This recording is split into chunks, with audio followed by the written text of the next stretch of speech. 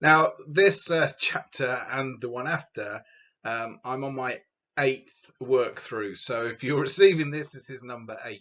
It's been a real challenge. You can probably see the hair has got slightly shorter since the previous chapter, and that's not that it's falling out, it's just it's taken that long. I've had a haircut since. The challenge with this, as I mentioned at the beginning, was finding the balance. So I've recorded this a few times. I've shared it with people, some that know PDS, but importantly, people that haven't been through any training. And it was just too much. The challenge is obviously finding that balance to give you enough so it's impactful, but not too much where it's just now implodes your brain, even though you can pause and rewind. So I'm hoping I've found the sweet spot now. I've worked through this with a few people and they seem to be happier with it than the previous chapters. I think I went too much, then I went too stripped back. So I'm hoping now this is the balance. So as you can see, these are the main elements that I'll be working through. And then as we go through the next chapters where bringing it alive and keeping it alive is show how they start to interact. So you will see the slides repeated in the next chapters. Importantly, you'll see the same principle in different design slides, and the reason I've put those together is just to help people understand it in a way that may suit them a little bit more. Some like lists, some prefer the those infographic type images. So this is why I've gone through it a few times. So find the one that fits with you. Obviously then you can take your own notes, etc. I'm sure you've heard of the rule of 3 in many podcasts, many of my presentations. This underpins everything we build around. So it's not as simple in its construct as many think it is. I'm not even going to cover all of the dynamics of how you can adapt it in the fundamentals. I'll be doing a lot more of that in mastery, but I will be covering the key elements that you have to introduce to allow everything to build on. Think of this as your scaffolding. Think of this as the way to give you clarity as a coach to know when to step in and when not, to give clarity to your athletes to understand their roles, responsibilities, their permissions, and how they need to integrate based on interdependency, not based on dependency or independency. So I'll run through it now. Please bear in mind, this is something you can't shortcut. So impactful, but you have to be explicit when you build into it, and you'll see me reminding you of that in different ways all the way through. So let's get stuck in. So let me share the basics with you. In essence, rule of 3, there's 3 elements. Crazy that, I know. One is self. So this is you at self, being excellent. So that's doing and being the best you can with what you have in the present moment. Not about technical expertise, tactical expertise, physical ability. It's about, look, with what I've got right now, I'm doing the best I can. I'm really committed to being present, pursuing excellence in the moment. So that's one. So if everyone's doing that all the time, how awesome would that be? However, we're humans, and with pressures, situations, environments can impact on us. So when we're saying how can we have an effective interdependent team, the magic tends to happen at 2. And 2 in the rule of 3 is your peers. So your peers are about now scanning others and now reaching out to have an effective impact if needed. Also, reaching out to recognize exceptional if the person at 1 has not recognized what they did exceptional. Now, the reason why this is important is because we don't want athletes to rely on coach to go, that was really good, Stevie. Sarah, awesome run back. We don't want to be relying on coach, what I call the rubbernecking of, I've done something, I'm just checking over here, was that okay, coach? I want them to be confident within themselves. So we basically put that more at the peers to say, look, if you're seeing someone not self-recognizing when they've done something exceptional, then let them know, put a name on it and say what it is, and they have to acknowledge that and go, yeah, okay, yeah, that was great, greatest best sprint back I've done, great scanning their movement, whatever it was. So this is where the 2 comes in. So remember, it's not just about finding fault in others and saying something negative.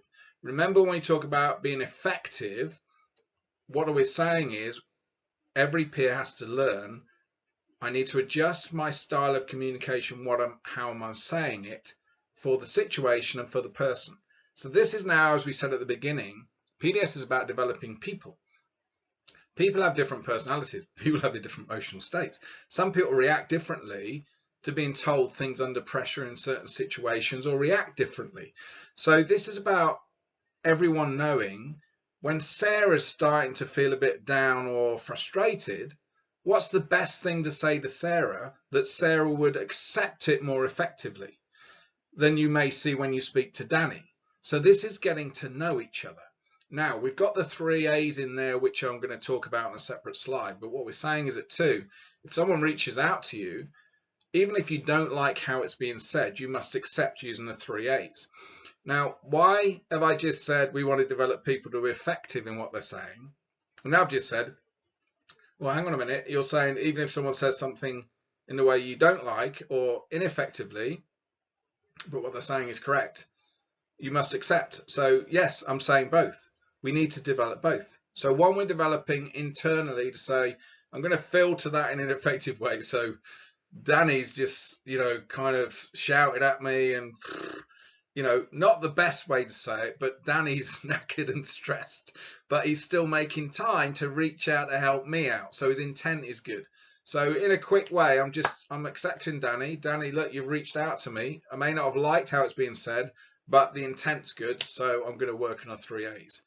And at the same time, we're saying, Danny, let's develop Danny. So Danny's a bit sharper to adjust how and what he says to different people to help them accept it. So we're building both. We're building how you interact with others and how you can accept information that may not be said in the best way from others. And this is where the interdependency links up. So 2 is very important. And in my experience, we don't spend enough time upskilling and supporting and being explicit in developing effectiveness at 2. Because that's the reality of when we're going into sports. That's where the magic's going to happen, is the 2 helping each other, adapting, recognizing when something's great as a united team. And even in individual athletes, you look at golfers, for example, in many times, depending where you are on the tours, etc., you're on your own with your caddy, but there are team plays. But often when you're practicing, when you're in those environments, it is a team dynamics. You are with other players. So it's really important to use that to build that interpersonal interaction and support. And most of players, unless you get to the elite level, are working in some sort of team. So the ability to you be the best you can be and help others be the best they can be is a really good dynamic. So it still applies to even those individual sports. Now, 3 is obviously the coach. Now, why is the rule of 3 so great for coaches? Well, there's 2 big impact areas. One is we're developing players to be more self-reliant on each other and not on coach. The other key element to this is it's allowing coaches to give them a bit more identification, a bit more clarity and confidence of when to step in. Because now what we're saying to coaches is, if once you've set this up and with the success criteria, the UAEs, the explicitness of what is acceptable and unacceptable and exceptional within the behaviors, within the success criteria of the session and any non-negotiables that you agree, then you're looking for them. But importantly, the players are looking for them. They're looking for them at self and self-managing. Coach is now checking individuals. Are they doing it self? No, they're not. Now coach is looking for, are their peers picking it up, and are they doing something about it? Now, if their peers are picking it up and doing something about it, then yes, good, I'm seeing that. Is it effective? No. Still don't step in straight away, because what are the peers doing to actually follow through on that? So now I'm looking. So only then, if that is repeatedly being unsuccessful, then I have intervention options at 3, which is definitely not first call, is not the stop play, but we're going to talk through all those interventions. But what we're saying now is we're always giving the players time to, one, self-manage at self, then manage as an integrated group before you step in. And when I say step in, that may be even a vocal. So having the strength and discipline to be silent if you're someone that always is vocal. In the same way as, remember, you being vocal to saying, yeah, really good, brilliant, blah, blah, blah, is still often not helping the players grow. And what I mean by that is who should be saying great, brilliant, and giving them that buzz and getting the atmosphere going.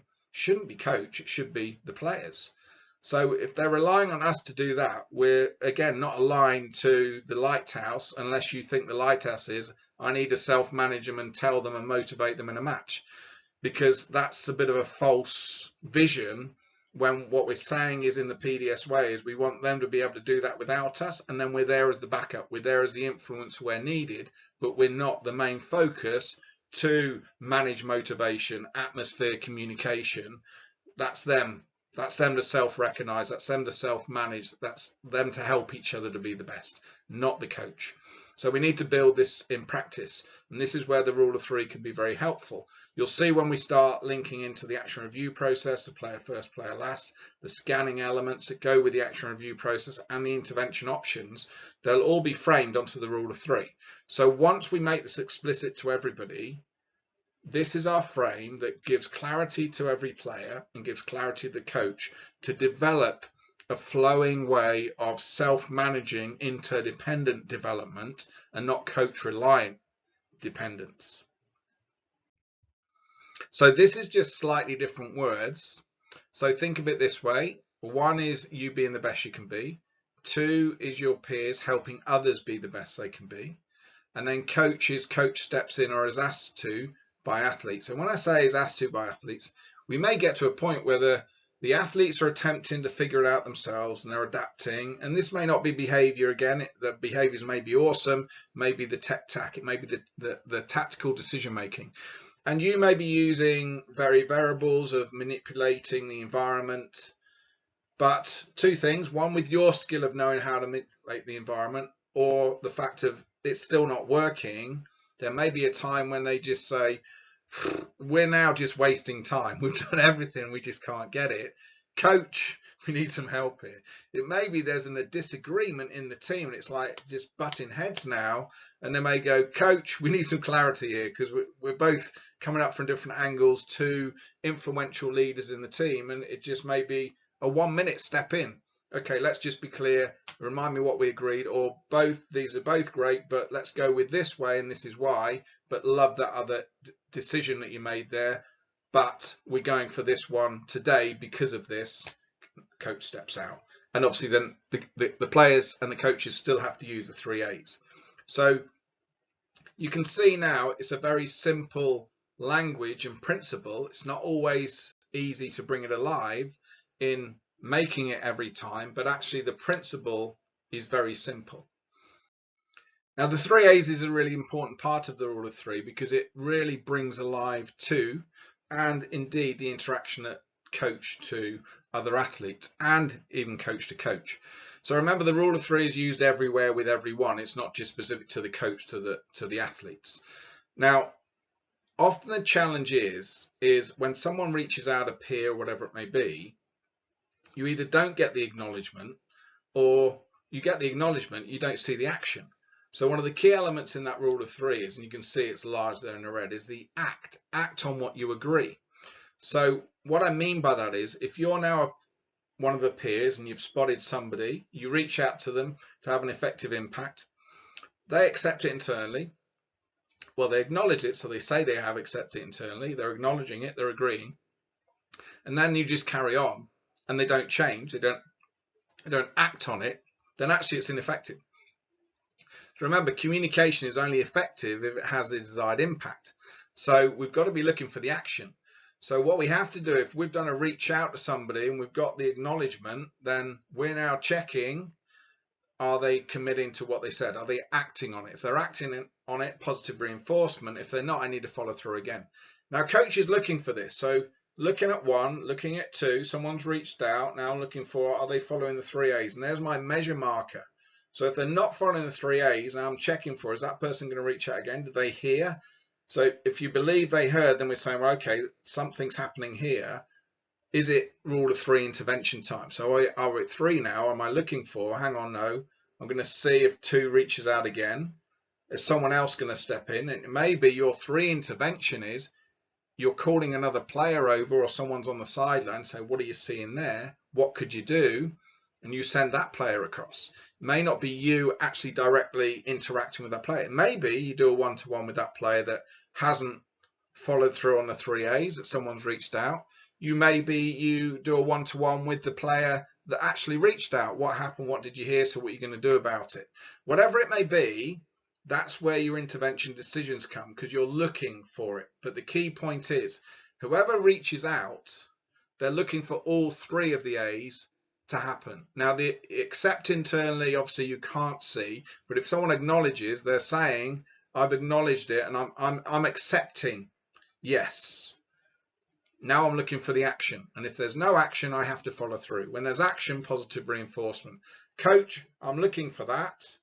I'm looking for the three A's in the person that's just someone spoken to them. And then if I'm not seeing it, I'm looking for, are they following through? If they're following through, it's still not happening. I'm now looking for what intervention should I call, and there's a host you can do. In the Coaching Mastery, I'm going to share a ton of them. In this Fundamentals, I will share a few when we start to move forward into this. So the three A's is a critical element to bringing the rule of three alive, and you generally find once you've shared the rule of three explicitly, once you've shared the three A's explicitly, and you start driving the three A's in a firm, fair and friendly way, this is where you really start to see the dynamic change with peers, where they recognize, actually, even if someone's saying something in the way I don't like, their intent's good and I'm going to follow the three A's. And once you start to see that, the dynamics start to change. So it's a simple three letters, but it's impactful, and we've got to look for the action following the acceptance, the acknowledgement, and that's what makes it real. That's what changes the dynamics of the interaction between themselves. So here's just a different way to think of rule of one itself. So we've got our work on, and we'll be explaining that in future chapters of what that is. So that's the one thing I'm working on, that for me, everyone can have a different one. Everyone should have their own. That won't be in a session. It won't be a one-off each session. It's different. There may be 3-4 months. It's the one element you say, if I improve on this, it will give you the biggest impact in me as an athlete, as a person. Then we've got the action review process, which is the way to help me make better decisions with confidence, without fear, and review them live. We have the success criteria, and that is simply what our focus is, what success is for this phase of a session, whatever that may be. And there I'm working around me being excellent and keep focused on those elements. That's it at one. There shouldn't be anything else coming into that. It should be as simple and clean as that. The tools that allow us to continue to be excellent, again, the action review process will help us be present, keeps us thinking and acting in an effective way and reflecting live. So now if we look at the two now, I'm already good at one. So now what I'm looking at is I'm looking at my peers. How are they doing? Behaviors first. So my key point is have an effective impact is my goal if I'm reaching out. I need to adjust my style of communication for different people to be effective and situations. And I'm looking for the three A's. And my next stage will be on the effectiveness or not of the three A's. So if I don't see action, I can't let it go. I've got to follow through again. So that's the basics of we're thinking about. I'm at one, nailed it. Now I'm looking at two. So if we think in our coach, the coach now is looking for all of that going on at 1 and 2. So the coach is now seeing how's 1 effectiveness, how's 2 effectiveness. I've got the three A's in there. I'm scanning. How is that happening? Now I'm still now choosing an intervention strategy based on what I'm seeing. And then I adjust my style of communication again to be effective. So you can see now how simple as a framework it is, and how the scanning part for both athletes and coaches, and actually committing to an effective style of communication to have an effective impact, is very, very important for the success of developing this interdependency we've been talking about.